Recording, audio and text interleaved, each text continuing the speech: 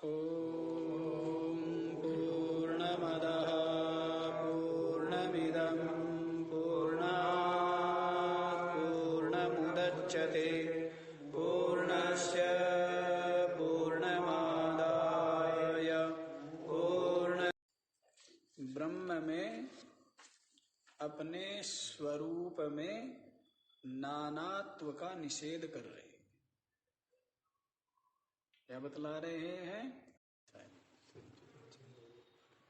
स्वरूप से एकत्व, क्योंकि स्वरूप से एक अद्वितीय ब्रह्म ही सत्य है और इससे भिन्न सब क्या है? मिथ्या है। अद्वितीय ब्रह्म से भिन्न सब क्या है? सब मिथ्या होने से वो ब्रह्म भाव में प्रतिष्ठित है।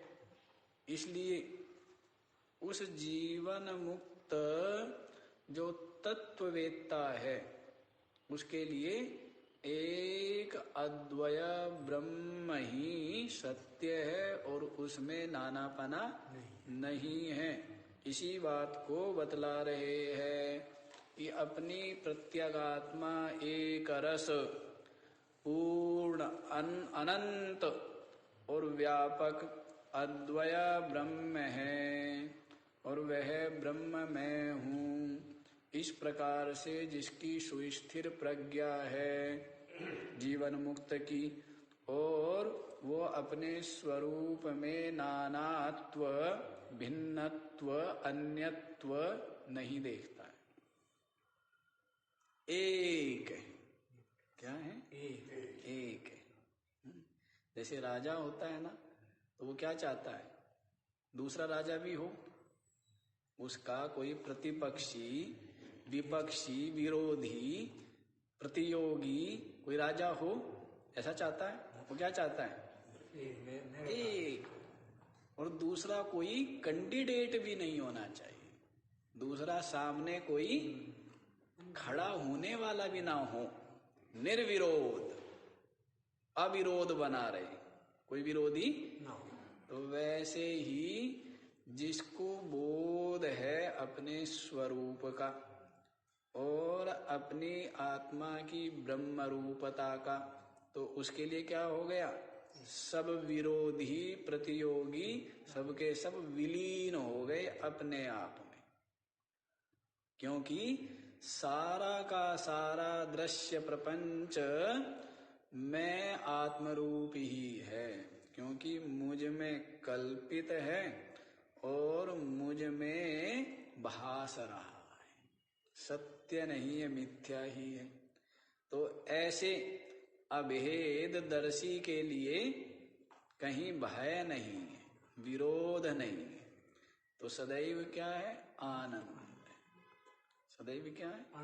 आनंदता है, नित्य मुक्तता है। नित्य ही क्या है? नित्य ही मुक्त है। तो ये बतला दिया है। और अपना जो ये ब्रह्म है ना, अपनी आत्मा, न तो त्याज्य है न ग्रहण करने योग्य है। मन बुद्धि से त्याग भी नहीं हो सकता, पूरी ताकत लगा लो। और मन बुद्धि इंद्रियों के द्वारा ग्रहण भी नहीं किया जा सकता, कितनी ताकत लगा लो, हैं? कितनी ही ताकत लगाओ, ना छोड़ा जा सकता ना पकड़ा जा सकता। ऐसा है। क्यों? क्योंकि वो सबकी आत्मा है, मन बुद्धि की भी आत्मा है। क्या है? किसे छोड़े? हैं? कोई ऐसा, अब जैसे मिठाइयाँ हैं, मिठाइयाँ मीठे को छोड़ करके रह सकती है क्या?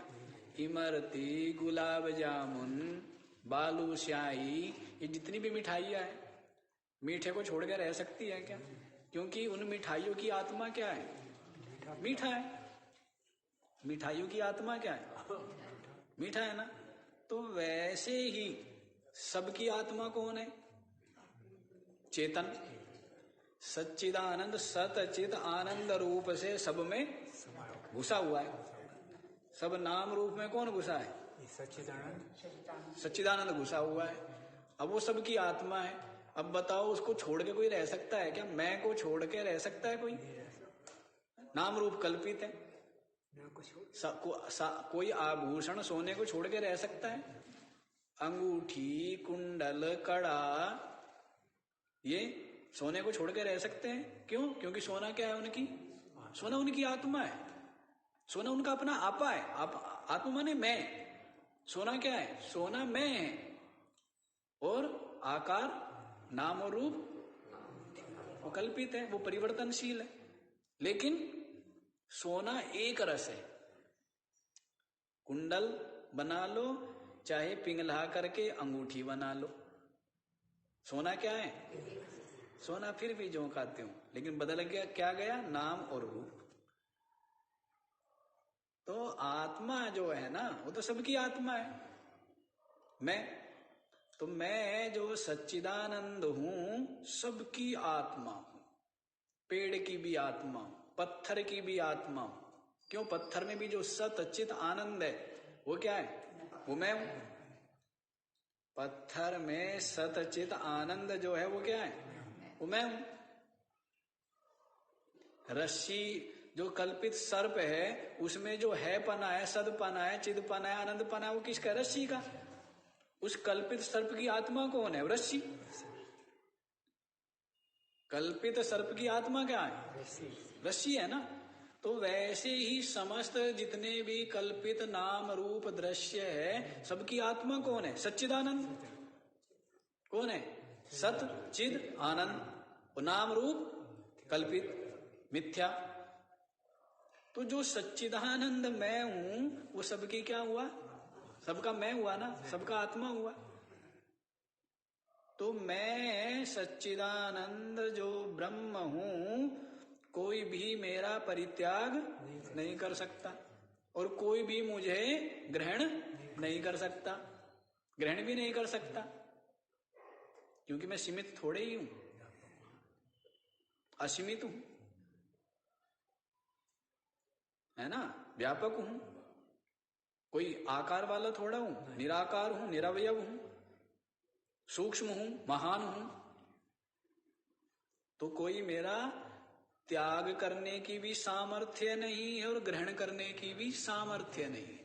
शरीर को जब चाहो जब ग्रहण कर लो, जब चाहो, क्योंकि सबके सब सीमित है, सबके सब जड़ है, सबके सब दृश्य रूप है ना, सबके सब उत्पत्ति नाश रूप है। तो उनका त्याग और ग्रहण संभव है। लेकिन जो सच्चिदानंद व्यापक तत्व है, ब्रह्म तत्व, उसका त्याग और ग्रहण संपूर्ण शक्ति लगा करके ईश्वर भी नहीं कर सकता। काल भी नहीं, काल का भी आत्मा है। काल में जो है पना है वो किसका है? मेरा है। काल में जो चिद पना है वो किसका है? मेरा है। काल में जो आनंद पना है वो किसका है? तो काल का भी क्या हुआ? काल का भी आत्मा हुआ। तो काल भी जो सबको खा जाता है वो अपने आप को, तो सबका आत्मा कौन है? सच्चिदानंद। और वो सच्चिदानंद ब्रह्म मैं हूं। इसलिए ना हेय हूं, ना उपादेय और ना आधेय हूं। किसी में रखा नहीं जा सकता मैं। कोई मेरा आधार नहीं बन सकता, क्योंकि मैं पूर्ण व्यापक हूं और सबके सब परिचिन्न है, सीमित है, कल्पित है। सबका सब क्या है? मुझसे भिन्न सीमित है, कल्पित है, अध्यस्त है, मिथ्या है ही नहीं। वही मिथ्या का मतलब क्या होता है? जो भाषे है नहीं, जो हो नहीं, और उसको क्या बोलते हैं? छाया आपकी क्या है? कल्पित है, मिथ्या है। हाँ, वैसे ही। और अनाश्रय, मैं किसी का आश्रय भी नहीं हूं। क्यों? क्योंकि मुझ अद्वितीय ब्रह्म से भिन्न अन्य की सत्ता है नहीं। तो किसका आश्रय बने? किसी का आश्रय भी नहीं हुआ। ये चारों बातें समझ गए आप? न आधेय हूं, न आश्रय हूं, न हेय हूं, न उपादेय हूं। फिर क्या है? एकमेवाद्वयं ब्रह्म नेह नानास्ति किंचन। एकम एवा अद्वयम ब्रह्म। मैं क्या हूं? एक हूं, एक ही हूं, अद्वय हूं, दूसरा नहीं है, और ब्रह्म हूं। और ऐसे ब्रह्म में, मुझ ब्रह्म में नानापना किंचन अपि नाना नास्ति, थोड़ा सा भी भेद अन्यत्व नहीं है, ब्रह्म हूं। इस प्रकार तत्ववेत्ता जीवन मुक्त का ये अनुभव है। क्या है? उसकी ये अनुभूति है। तो वो अपने स्वरूप में भेद को, भिन्नता को नहीं देखता। अब आप लोग 469वां श्लोक, 69 ही है ना? हाँ, 469वां श्लोक देखिए क्या बताते हैं। निर्गुणं निष्कलं सूक्ष्मं निर्विकल्पं निरञ्जनम् एकमेवाद्वयं ब्रह्म नेह नानास्ति किंचन। निर्गुणं निष्कलं सूक्ष्मं निर्विकल्पं निरञ्जनम् एकम एवा अद्वयं ब्रह्म न इह नाना अस्ति किंचन। निर्गुणम क्या है? ब्रह्म निर्गुण है। ये जो माया है ना, माया त्रिगुणात्मिका, जिसमें क्या है? समस्त उत्थान पतन है, जिसमें क्या है? समस्त विषमताएं है, जिसमें क्या है? निरंतर परिवर्तन रूप है। ऐसी जो माया है, माया क्या है? यदि माया समता में स्थित हो जाए तो क्या है? वो ब्रह्म ही है। क्या हो गया? समता में स्थित है ना? समता, सम का है ना? निर्दोषम ही समम ब्रह्म। क्या बोला है? ब्रह्म क्या है? सम, निर्दोष और सम। अब एक समम कह दो, सम माने ब्रह्म, क्योंकि एक ब्रह्म का नाम क्या रख दिया है? सम। निर्दोष भी रख दिया है और सम भी कह दिया है। समता तो क्या है? ब्रह्म ही है। बाकी सब जगह क्या है? विषमता है, क्योंकि सबके सब षड्विकार है ना? सब में विषमता है। समता कहाँ है? समता तो ब्रह्म में ही है ना, क्योंकि वो एक रस है, अपरिवर्तनशील तत्व है। और बाकी सब में उत्पत्ति, वृद्धि, क्षय, नाश सभी में है ना। तो कोई एक रस नहीं है, समता में नहीं हुआ है। तो सम कहे तो यदि माया के तीनों गुण समता में स्थित होवे तो क्या हो गई? ये माया स्व ब्रह्म में विलय हो गई, ब्रह्म रूप ही हो गई। तो गुणों की विषमता बनी रहती है। इसी कारण से ये भेद बुद्धि, ये दृश्य जगत, ये जीवपना और ये समस्त कर्म क्रिया फल भोग, ये सब बना रहता है ना? किसमें है ये सब? माया में। सब किसमें? माया में है। तो जब मैं माया को स्वीकार करता हूँ, माया के गुणों को, तो माया तो है ही क्या? त्रिगुणात्मिका है, विषमता रूप है। तो मैं सात्विक, राजसिक, तामसिक, त्यागी, रागी, अनेकों धर्म अपने में मान करके और उस जगत में प्रवृत्त हो जाता हूं। क्या होता है? ये धर्म अपने में स्वीकार करेगा, द्वंद्व को, भेद को, तो ही प्रवृत्ति है ना। मैं साधु हूं, असाधु हूं, सज्जन हूं, दुष्ट हूं, बुद्धिमान हूं, बुद्धिहीन हूं, ज्ञानी हूं, अज्ञानी हूं, बंधन हूं, मुक्त हूं, तो ये सब क्या है? समस्त प्रवृत्ति कर्म क्रिया के हेतु बन रहे हैं ना। अज्ञानी हूं, मुझे ज्ञान पाना है, बंधन में हूं, मुझे मुक्ति पानी है, सब है ना। लेकिन जिसको मुक्तता का, निर्बंधता का बोध हो गया, उसके बाद क्या होगा? ठहर जाएगा ना। क्या हो जाएगा? ठहर जाएगा। तो ये समस्त जो गुण हैं, इन गुणों को स्वीकार करता है और फिर यही क्या है? इसकी प्रवृत्ति के हेतु बन। तो स्वरूप से जो ब्रह्म है वो क्या? निर्गुण है। माया की का जो कालुष्य है, जो कालिमा है, जो कलंक है, जो कलना है, वो ब्रह्म में नहीं है। माया मल से रहित निर्मल, माया मल से रहित निर्मल तत्व ब्रह्म है। और माया मुझ में है नहीं, माया मुझ में कल्पित ही भासती है, वो भी अज्ञानियों को।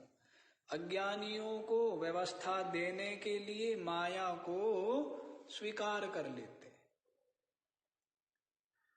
अज्ञानियों को इस वेदांत दर्शन की व्यवस्था देने के लिए, शंका समाधान के लिए माया को स्वीकार कर लेते हैं। अन्यथा माया नाम की कोई चीज है ही नहीं। माया में कोई चीज है? अब आपको स्वप्न दिख गया, क्या दिख गया? किससे दिख गया? माया से। किससे दिखा है? माया से। अब आप ये बता, जो स्वप्न कुछ नहीं है, उसकी जो कारणभूत है वो माया कुछ है क्या? है? है नहीं है, लेकिन बस कार्य से अनुमान कर लेते हैं। पीछे सुना था हमने कार्यानुमेय, क्या बताया था? जब माया का वर्णन किया था, कार्य से। अब स्वप्न दिख गया, इतना जंजाल दिखा, इतना सुख दुख पाया, तो कारण कह दिया अज्ञान, माया, जबकि दिखाओ कहाँ है जी? कहाँ चली गई जी? दिखाइए। तो कार्य से अनुमान कर लिया जाता है। तो अज्ञानियों को, जो बुद्धिमान है, अज्ञानी लोग क्या है और ज्ञानी क्या है? ज्ञानी बुद्धि के अड़ोस पड़ोस में नहीं जाता है ना। ज्ञानी का क्या है? कोई बुद्धि का नहीं, बुद्धि के अरे उपाधियां है ना। ये शरीर भी क्या है? उपाधि। इंद्रिया भी क्या है? उपाधियां। प्राण अंतःकरण भी क्या है? मन बुद्धि उपाधि है। तो उसका कोई संबंध? बुद्धि तीव्र होवे, बुद्धि मंद होवे, वो समस्या किसकी है? बुद्धि की है। और वो क्या है? बुद्धि का साक्षी। वो क्या है? वो साक्षी है ना। मैं साक्षी अलग हूं, समस्त उपाधियों का प्रकाशक। समस्त उपाधियां दृश्य है, मैं उनका दृष्टा हूं, साक्षी हूं, प्रकाशक। तो उसकी समस्या नहीं है वो, या उसका अहंकार नहीं है। बुद्धि का अहंकार या बुद्धि की मंदता, विस्मृति, स्मृति या विस्मृति, जो बुद्धि में स्मृति है या विस्मृति है, स्मृति के कारण से वो अहंकार नहीं, और विस्मृति के कारण से किसी प्रकार का विषाद या खेद या दुख नहीं, क्योंकि वो किसमें है? बुद्धि में। और ये बुद्धि आदि उपाधि सबके सब प्रारब्ध रचित है और प्रारब्ध संचालित है। तो वो इसके लिए कोई समस्या नहीं। बहुत कुछ याद हो जावे और सब कुछ भूल जाए तो भी कोई समस्या नहीं। क्यों? बस याद जो रहना चाहिए वो याद है।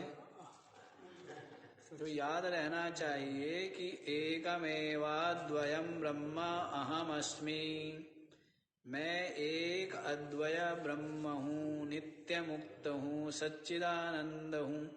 बस इतना बात याद रखे, बाकी सब भूल जाए, बुद्धि सब पर क्या पड़ जाए, ओले पड़ जाए, पाला पड़ जाए भले। जितने भी ज्ञान है, बुद्धि है आपको, जो आपने बड़े परिश्रम से जुटाई है, देख करके, सुन करके, पढ़ करके, चख करके, छू करके, बड़ा ज्ञान इकट्ठा किया है ना, नहीं किया है? वो सारे ज्ञान पर क्या पड़ जाए, पाला पड़ जाए, कोई बात नहीं, बस ये ज्ञान बना रहे कि मैं सच्चिदानंद ब्रह्म।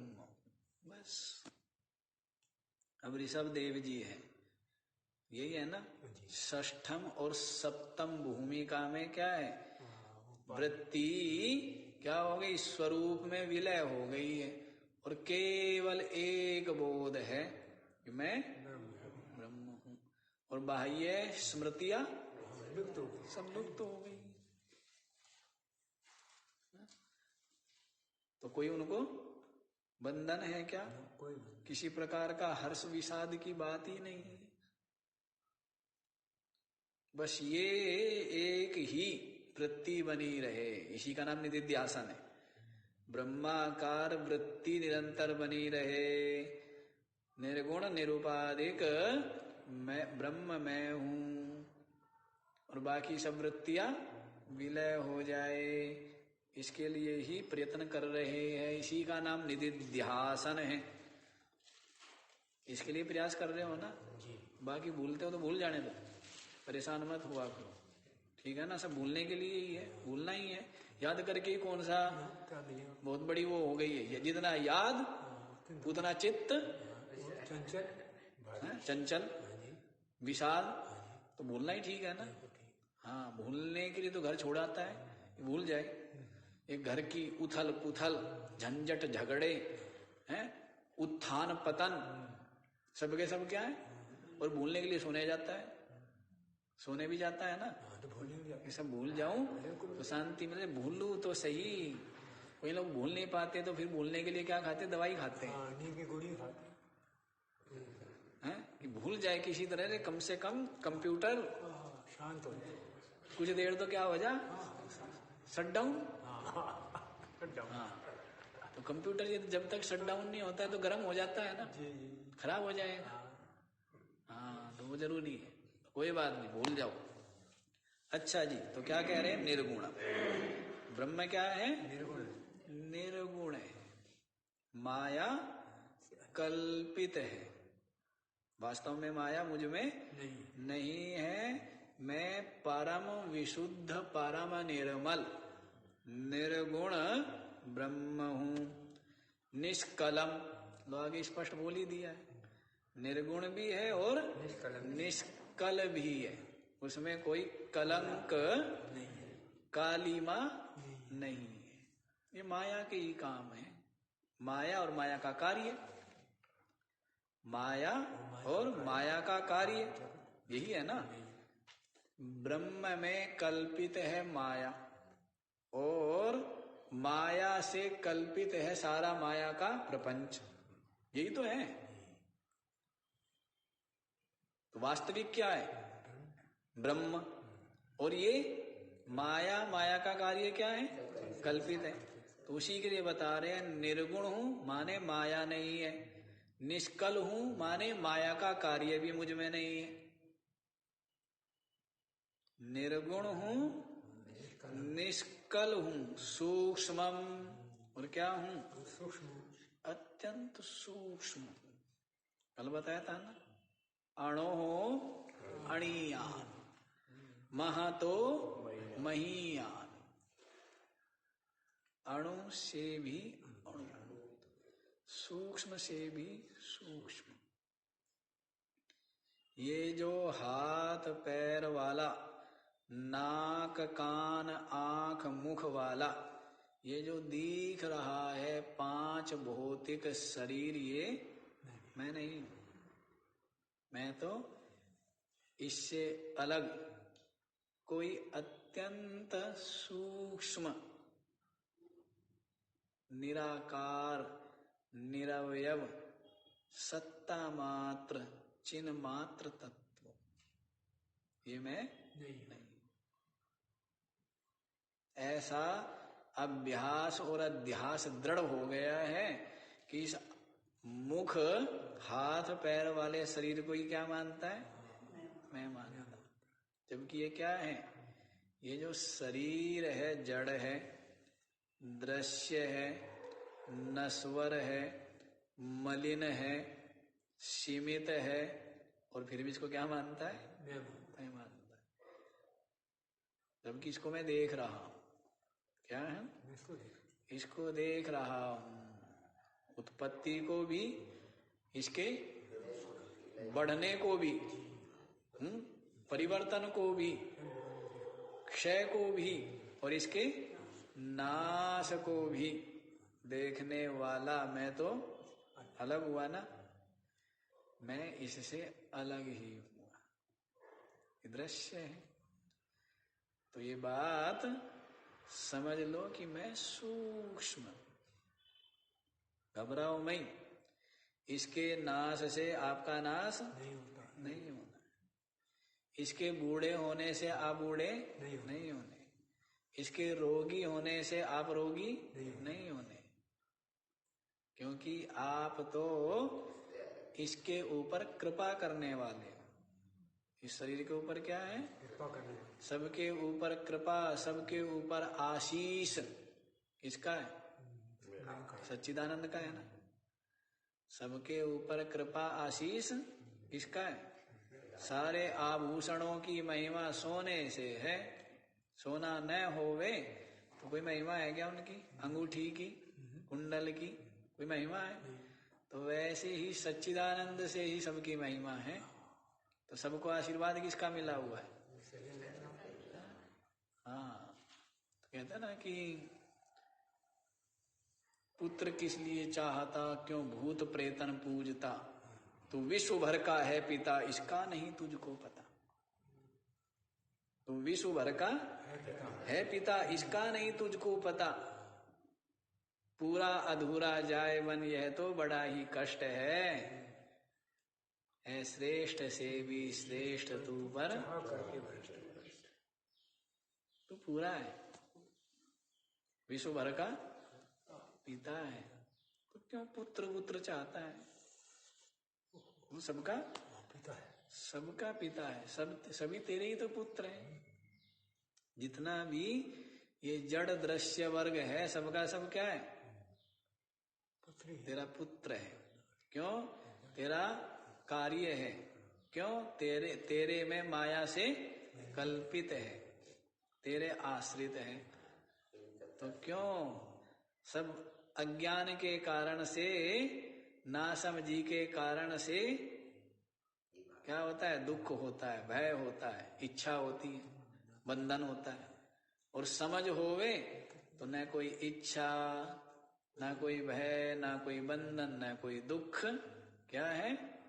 नित्य मुक्तता। क्या है? नित्य मुक्त। तो सूक्ष्मम निर्विकल्पम निरंजनम, और क्या है? निर्विकल्प। क्या है? निर्विकल्प। समस्त विकल्प आकर के जिसमें लय हो गए। ये सारे विकल्प द्वैत में है, दृश्य में है, जगत में है। मुझ अद्वय ब्रह्म में सबके सब क्या हो गए? जैसे समस्त नदियां भिन्न भिन्न देशों से, भिन्न भिन्न दिशाओं से निकलती हुई, बहती हुई कहाँ हो जाती है? समुद्र में एक हो जाती है। क्या हो जाती है? एक हो जाती, विलय हो जाती है। तो सारे विकल्प जो अलग अलग नाम थे, गंगा जी, यमुना जी, सरस्वती जी, सबके सब क्या हो गए? समस्त विकल्प विलय हो गए समुद्र में। तो वैसे ही सारे चित्त के विकल्प, भेद, दृश्य के विकल्प, सबके सब अद्वय ब्रह्म में विलय हो जाने से, तो मैं अद्वय ब्रह्म क्या हूं? निर्विकल्पम, मुझ में कोई विकल्प नहीं, मुझ में कोई विकल्प। ये समस्त विकल्प माया से, और माया का कार्य चित्त उसमें ही है। इसमें माया से चित्त में है, मुझ में नहीं। मैं निर्विकल्प, अचित्त रूप, अमन रूप क्या हूं? अमन। कहते ना अमन चैन। अमन चैन, तो अमन चैन तो बड़ा कठिन काम है ना। अमन माने मन रहित तो हो जाना है। अमन का मतलब क्या है? मन रहित हो जाना। लेकिन वहां पर तो स्थूल बुद्धि का मतलब है ना। अमन का मतलब उपद्रव ना होना। अमन का मतलब क्या है? हाँ भाई, कोई वो नहीं होना चाहिए, रोष ना होवे, उदंडता ना होवे। वहां तो अमन का साधारण सा अर्थ है, और ये अमन का वास्तविक अर्थ क्या है? मन रहित हो जाना। मनसो अमनी भावे किंचित नैवोपपद्यते। मन के अमनी भाव होने पर, अमनी भाव हो गया ब्रह्म हो गया। कहाँ हो गया? ब्रह्म हो गया। गंगा जी चली गई तो कहाँ गई? समुद्र में गई, तो समुद्र हो गई ना। तो वैसे जो मन था ये कहाँ विलय हो गया, तो क्या हो गया? ब्रह्म हो गया। क्या हो गया? ब्रह्म हो गया। तो फिर और किंचित नैवोपपद्यते, फिर दूसरा कुछ प्राप्त नहीं होता है, उपलब्ध नहीं होता है। तो वैसे ही निर्विकल्प ये जो मन है, इसके जो चित्त के विकल्प है, ये सब मुझ में आकर के शांत हो गए। निरंजनम, और क्या है? अंजन, कालुष्य, कलंक, कालिमा, इससे क्या है? रहित है। ब्रह्म इससे रहित है, अंजन रहित है, निरंजन है। अलख निरंजन बोलते थे ना, कुछ पहले सुनते थे, अलख निरंजन जन मन रंजन। भिक्षा मांगते से बोलते थे, अलख निरंजन जन मन रंजन, सर्व दुख भंजन नारायण, ऐसे कुछ करके सुनते थे हम। वो छोटे थे तो शायद टीवी पर कोई आया था नाटक, तो उसमें सुना था ये अलख निरंजन जन मन रंजन, जन मन रंजन नारायण, ऐसे करके। तो वैसे ही है अलख निरंजन। कौन है? लखा नहीं जाए जिसको, वो अलख है। जिसको लखा ना जाए, जिसको देखा ना जाए, इंद्रियों की पकड़ में जो न आवे, उसको क्या कहेंगे? अलख। और निरंजन माने अंजन रहित, कालिमा रहित, जो अत्यंत विशुद्ध है। जो क्या है? अत्यंत विशुद्ध, अत्यंत निर्मल है। ऐसा एकमेवा द्वयम ब्रह्मा, वह जो ब्रह्म है एकम एवा, क्या है? एक ही है। क्या है? एक ही है। अद्वयम कह करके संतोष नहीं हुआ, एक ही है। क्या जोड़ दिया? अद्वयम, भाई दूसरा है ही नहीं। क्या बोला? दूसरा है ही नहीं, दूसरा है ही नहीं। ब्रह्मा, क्यों जी? कहते ब्रह्म है ना। ब्रह्म माने व्यापक, ब्रह्म है ना। तो ब्रह्म एक ही है और दूसरा नहीं है। क्यों? क्योंकि वो व्यापक है। नेह नाना नास्ति किंचन इह ब्रह्मणि किंचन अपि नाना न अस्ति। इस ब्रह्म में थोड़ा सा भी, क्या बोल रहे हैं, थोड़ा सा भी नानापना नहीं है, भिन्नपना अन्यपना नहीं। ऐसे अद्वय भाव अद्वय ब्रह्म में ज्ञानी नित्य प्रतिष्ठित है। तत्वज्ञानी नित्य प्रतिष्ठित है और संपूर्ण देह आदि उपाधियों के द्वारा जगत का व्यवहार करते हुए, क्या व्यवहार करते हुए जगत का, देह आदि उपाधियों के द्वारा जगत का संपूर्ण व्यवहार करते हुए भी क्या है, वो अद्वय भाव में ही प्रतिष्ठित है। जैसे दादाजी जो है अपने दादा पने में रहता हुआ और बालक के साथ बालक बन करके, बालक बना नहीं है, बन गया क्या, बच्चा बन करके अपने दादा पने का त्याग किए बिना, क्या अपने दादा पने का परित्याग किए बिना अपने में बालकपन को स्वीकारते हुए और क्या करता है, खेलता है। लेकिन दादापना नहीं है, छोटा है क्या, और सब खेल रहा है, दौड़ रहा है और हर्षित होके दिखा रहा है और दुखी होके दिखा रहा है, नहीं दिखा रहा है। लेकिन उसने अपना दादापना नहीं छोड़ा, वो दादापना छूटता है, विस्मृति हो गई क्या, वो दादापने की विस्मृति होते ही फिर क्या है, वो फिर वो बालक ही है। तो वैसे ही ज्ञानी नित्य अद्वय ब्रह्म में प्रतिष्ठित होता हुआ और मन बुद्धि इंद्रियों के द्वारा संपूर्ण संसार का व्यवहार करते हुए भी नित्य मुक्त है।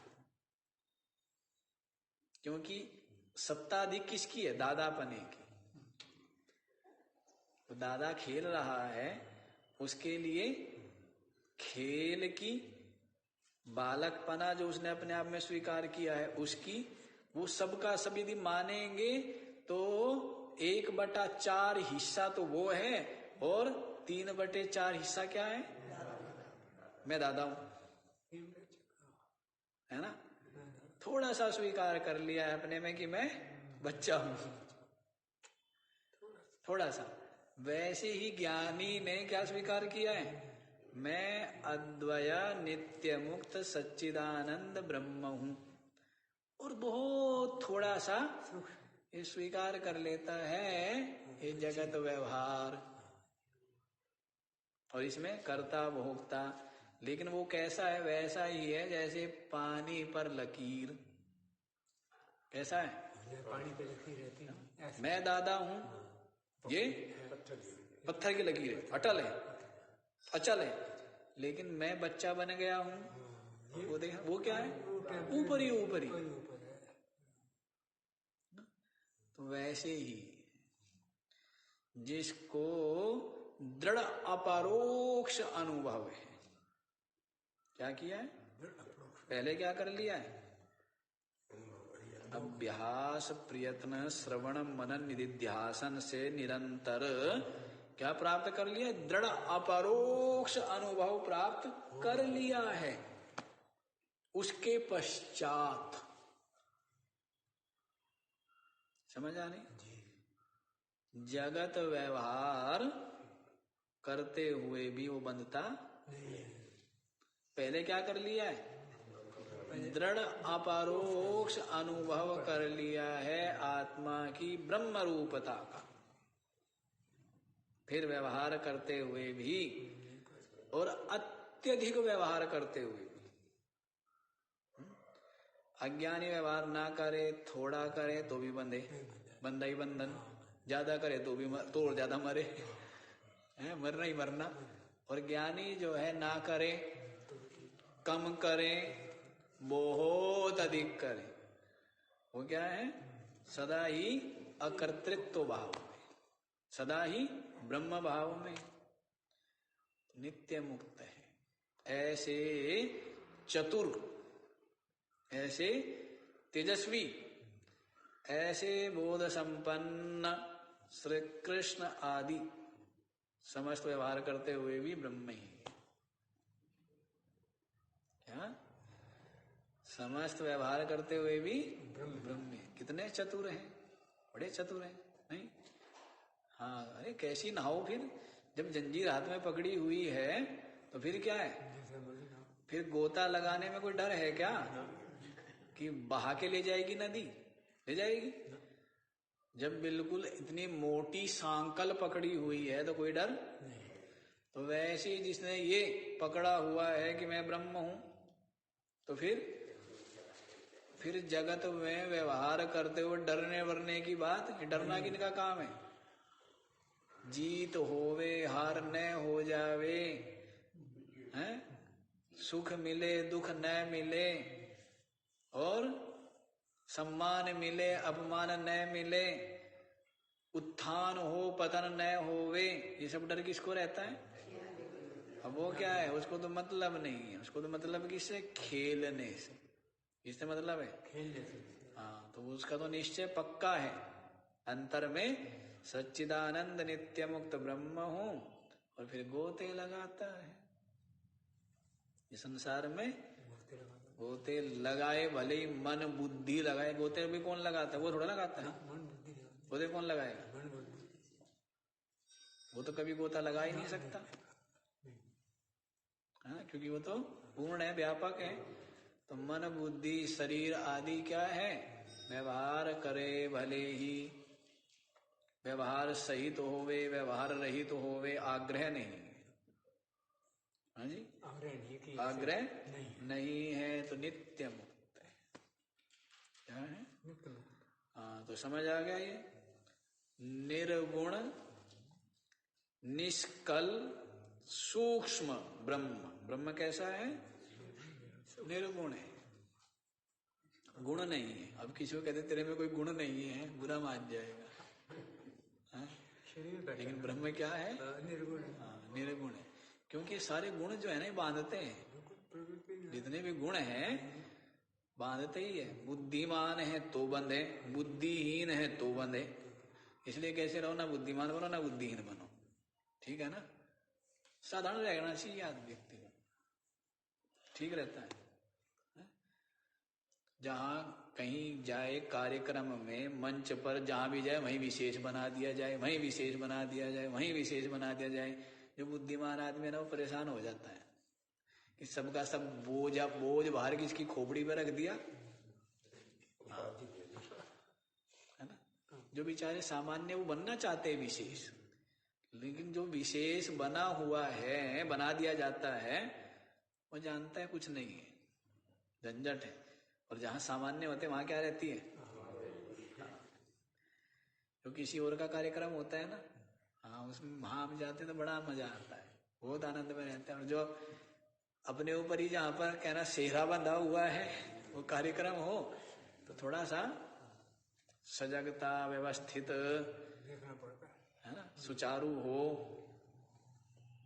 समय के अनुसार गतिविधियां चलती रहे, तो ये होता है ना थोड़ा सा। तो नहीं तो जहाँ है वो जाने भाई, दूसरा जाने, उनका काम जाने, अपना काम तो क्या है? हाँ, भंडारे में उपस्थित हो जाओ बस, है? घंटी लगे, हाँ, थाली आ जाए, और क्या है? तो वैसे निर्गुण है ब्रह्म, उसमें गुण नहीं, विशेषता नहीं, निर्गुण है, निष्कल है, सूक्ष्म है। क्या है? सूक्ष्म से सूक्ष्म है, मतलब इंद्रिय मन बुद्धि आदि का विषय नहीं। निर्विकल्प, समस्त विकल्प जिसमें जाकर के लय हो गए। निर्विकल्पम निरंजनम, माया अंजन से रहित, माया अंजन से रहित, एक अद्वय ब्रह्म जो है उस अद्वय ब्रह्म में किंचिद अपि नाना नास्ति, थोड़ा सा भी नानापना नहीं। देखिए जी, इस प्रकार जीवन मुक्त तत्ववेत्ता का ये अनुभव है। तत्ववेत्ता जीवन मुक्त ज्ञानी की ये अनुभूति है। तो और आगे सुन लीजिए, आगे वाला भी देखियो 470वां। अनिरूप्य स्वरूपं यद् मनोवाचामगोचरम् एकमेवाद्वयं ब्रह्म नेह नास्ति किंचन। अनिरूप्य स्वरूपं यद् मनोवाचाम अगोचरम् एकम एव अद्वयं ब्रह्म न इह नाना अस्ति किंचन।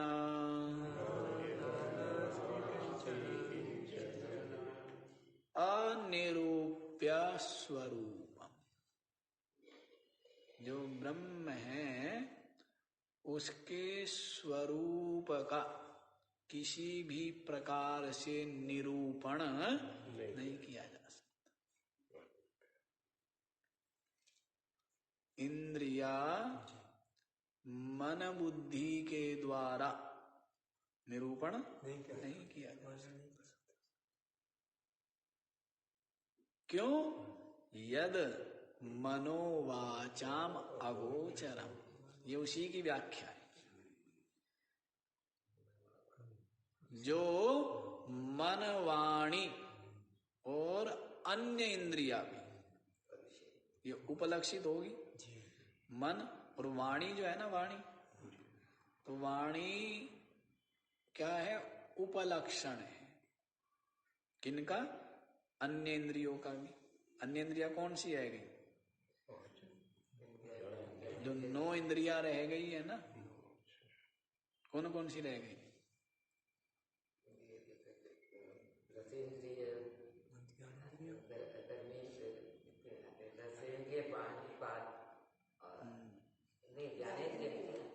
ज्ञानेन्द्रिया भी, कर्मेंद्रिया भी 10 है।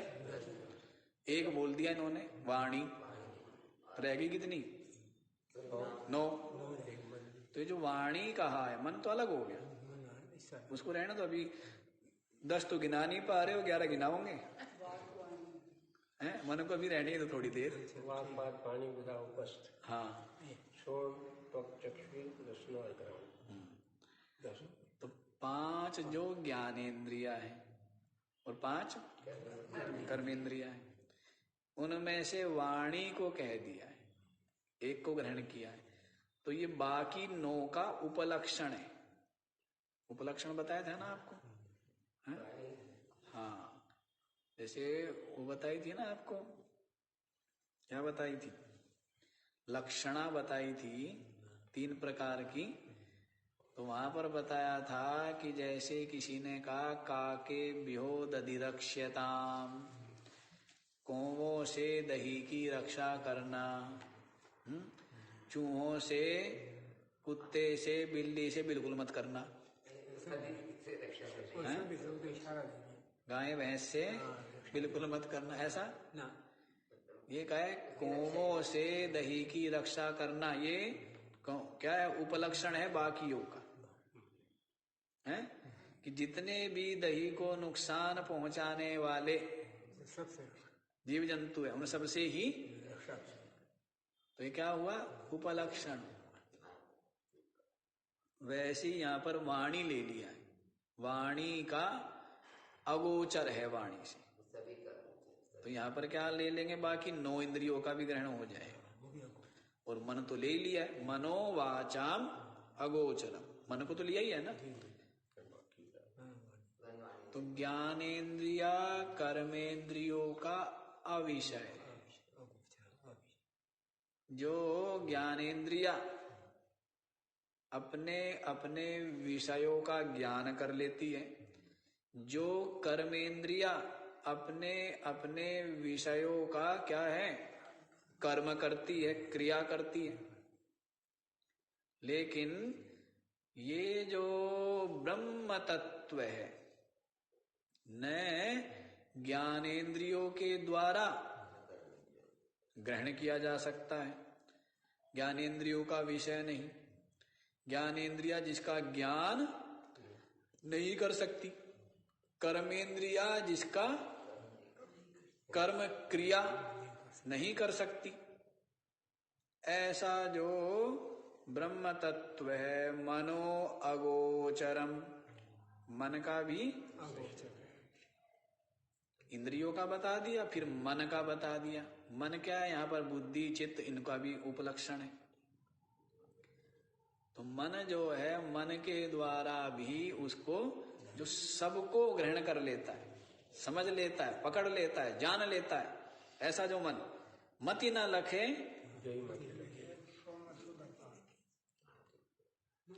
बुद्धि जिसको नहीं लख सकती, बुद्धि जिसकी कृपा से, जिसकी सत्ता से अपने अपने विषयों का ग्रहण करती है, लखती है, वो जो तत्व है, वो ब्रह्म तत्व, वो मैं हूं।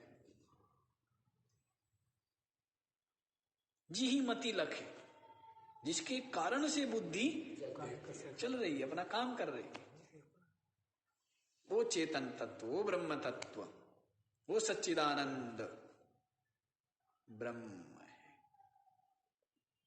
है ना। तो क्या बोल दिया, अनिरूप्य।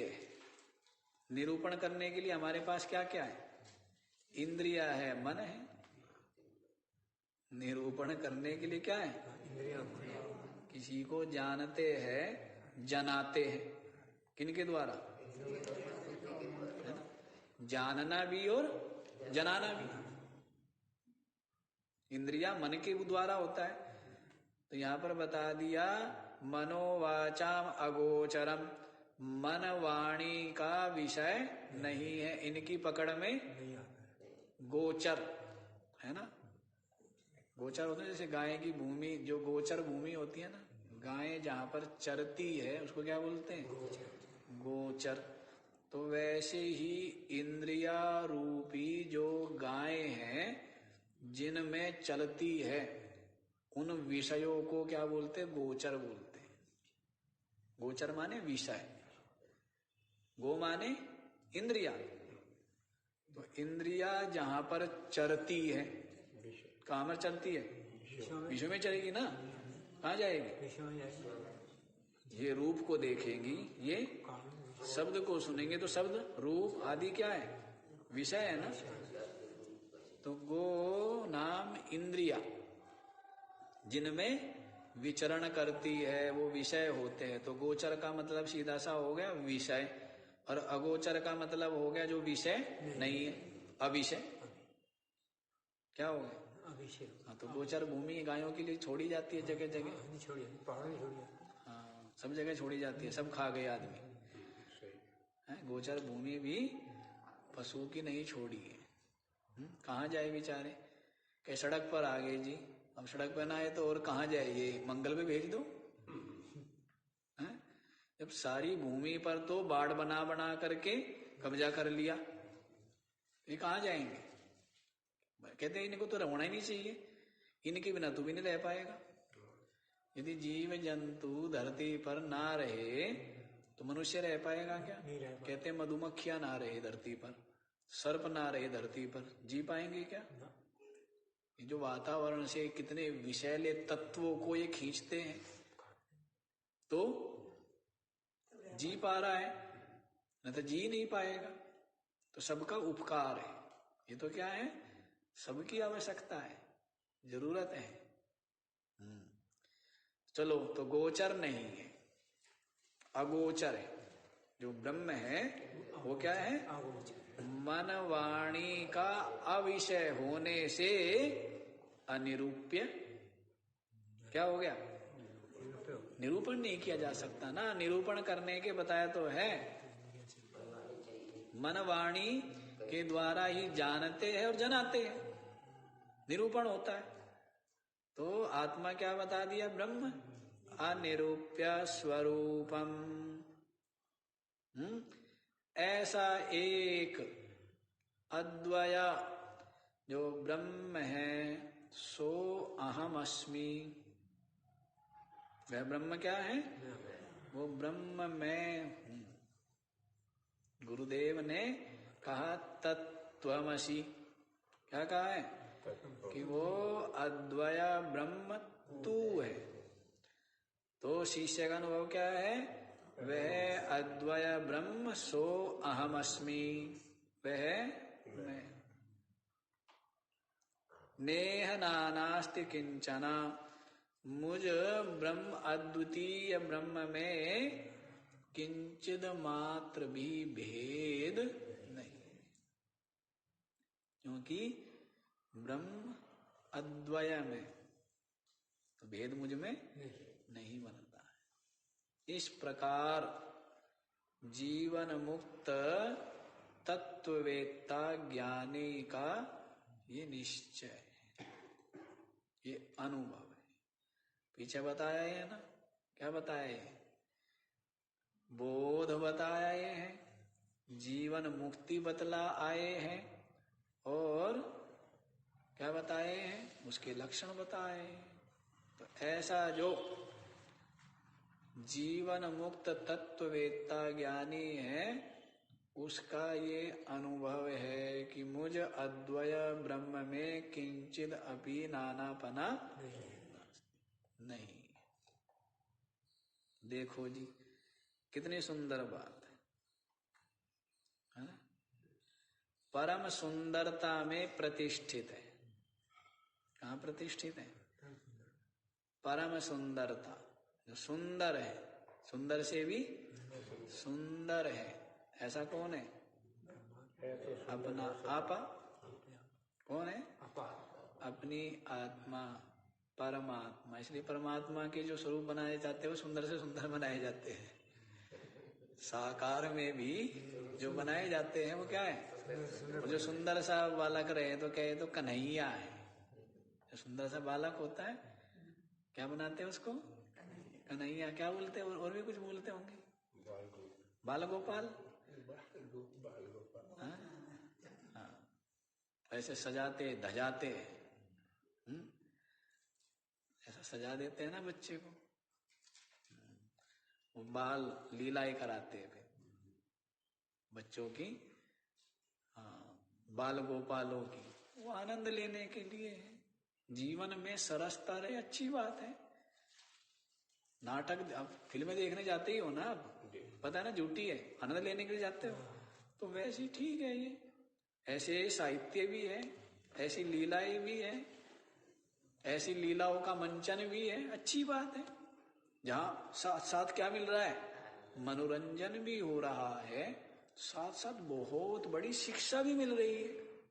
क्या मिल रही है? सद्गुण, संस्कार, शिक्षा मिल रहा है कि रावण होने में क्या है और राम होने में क्या है, मिल रहा है ना। कि रावण होने का परिणाम क्या है? अंत दुख और मृत्यु, विपत्ति। रावण होने का परिणाम क्या है? और राम होने का परिणाम क्या है? त्याग तब जरूर है, लेकिन अंत में विजय, शांति। ये राम होने का परिणाम है। इसलिए क्या बनो? रावण नहीं, क्या बनो? राम बनो। तो शिक्षा भी अच्छी, सुंदर है, सब सुंदर चीज है, सब सुंदर है। सुंदरता जहां जहां वो ग्रहण होनी चाहिए, और असुंदरता का त्याग होना चाहिए। जो भी समाज में असुंदरता है, भेद है, जो भी दूसरों से वो करना है, द्वेष करना है या कष्ट पहुंचाना है, तो उनका त्याग होना चाहिए। और जो सुंदरता है कि सबसे प्रेम, सबका सहयोग, सबके प्रति स्नेह अपनत्व का भाव, सभी सुखी स्वस्थ प्रसन्न और आनंदित रहे, ये सुंदरता है। इसके लिए यथा योग्य जो भी आपसे बन पड़ता है वो करो, और बाकी मस्त रहो, आत्मचिंतन करो, ब्रह्म भाव में, ब्रह्म चिंतन में रहो या ब्रह्म भाव में रहो। अब साधक है तो ब्रह्म चिंतन में रहे, और जो ज्ञानी है वो तो ब्रह्म भाव में रहेगा ही। ज्ञानी किस में रहेगा? और साधक ब्रह्म चिंतन में रहना चाहिए, और सुंदर सुंदर व्यवहार करने चाहिए, नहीं करने चाहिए। इसका मतलब साधक होने का मतलब थोड़ा कि कहीं घर के कोने में उदास निराश होकर बैठ जावे, हैं? ऐसा कुछ भी नहीं, ठीक है। हाँ, सब रस ले रस दे, फिर लेने का भाव ना होकर के क्या होता है? देने का भाव होता है। लेने का भाव है जीव का, और देने का भाव है ईश्वर का। क्यों जी? है ना? लेने का भाव, जैसे बूढ़े होते हैं ना, बूढ़े बूढ़े दादा दादी, तो उनको खाने में उतना आनंद नहीं आता है जितना अपने पोतों को, पोतियों को, दोहितों को, दोहितियों को क्या करने में। क्यों? यही उसके बड़प्पन है, ये तो क्यों बड़ा हो गया। और जब तक खाने पर नियत रहे, इसका मतलब क्या है? छोटा है। और खिलाने का भाव आ जाए, और जो अपने उनको तो अपना मान रहे, जो सबके प्रति हो जाए, ऐसी बड़ापन सबके प्रति आ जाए कि सब बच्चे अपने ही हैं, सबको मैं खिलाऊं। ये 2 4 5 को क्यों, 10 20 50 और भी मिलते हैं, तो ये और बड़ापन आ जाता है। तो ऐसे सुंदर व्यवहार भी करो, और निश्चय ब्रह्म चिंतन करो, और ब्रह्म भाव प्राप्ति ही अपने जीवन का लक्ष्य रखे कि मैं अद्वय ब्रह्म भाव को आत्म रूप से अनुभव करूं। ये आनंद ही आनंद है ना। बताओ कहाँ है, कहाँ पर है बंधन दुख क्लेश अशांति? ये तो मूढ़ता में। किसमें है? मूढ़ता में, केवल मूढ़ता में। ना समझे। और वो विवेक है तो फिर संतोष है, तो फिर आनंद ही। तो आनंद में रहना चाहिए। आज इतना ही, बाकी कल। ओ